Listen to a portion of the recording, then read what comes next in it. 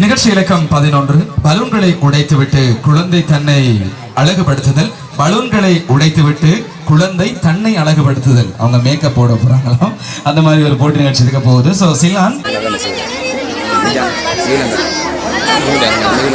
முதல் நிகார் செஞ்சு video studio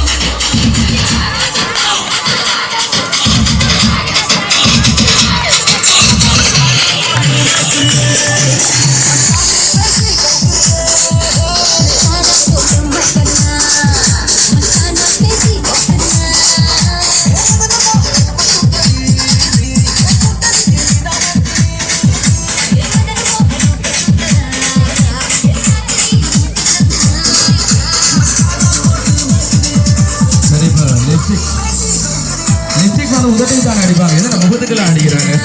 வித்தியாசமான லிப்ஸ்டிக்காக இருக்கும் போல இருக்கு. சரி, அவங்ககிட்ட கேட்டு பார்ப்போம். லிப்ஸ்டிக்ல இந்த முகத்துக்கெல்லாம் போட்டுருதா? சரி, போதும். இன்னும் அழகா இருந்தீங்கன்னா கஷ்டமா போயிடும். அதனால அடுத்தது பவுடர்.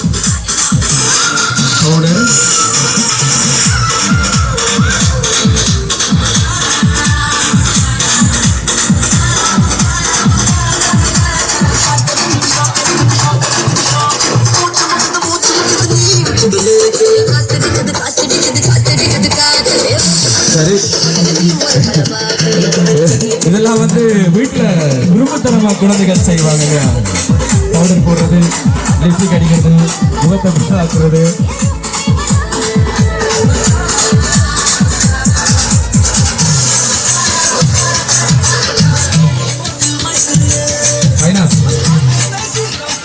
சரி, இப்ப நாங்க குழந்தைகிட்ட கேட்க போறோம்.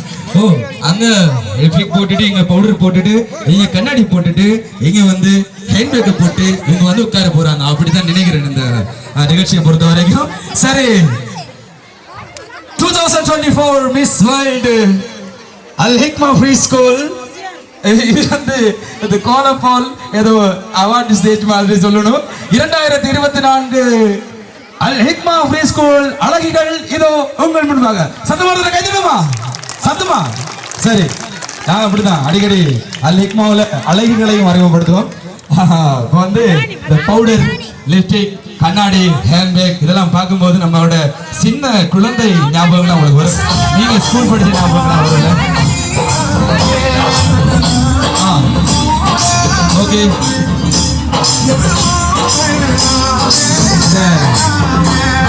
இதுக்கு நீங்க போடணும் என்ன தெரியுமா? உலக அழகினிதான் என்ற பாட்டு போடணும்.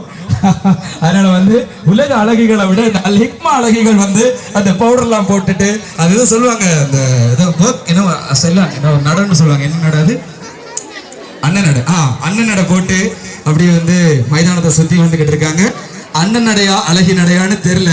ஏதோ ஒரு நட, நான் நடக்கிறையா நீ சொல்லியான்ற மாதிரி நடந்துகிட்டு இருக்காங்க. ஸோ சந்தோஷமா அவங்களோட உற்சாகத்தையும் அவங்களோட சந்தோஷத்தையும் இந்த மைதானத்திலே அவங்க தந்துகிட்டு இருக்காங்க. ஸோ அவங்களுக்கு எங்களுடைய வாழ்த்துக்களும் நன்றிகளும் தொடர்ந்தும். இந்த பாட்டு அவங்களுக்கு பொருந்தும் அப்படின்னு நினைக்கிறேன்.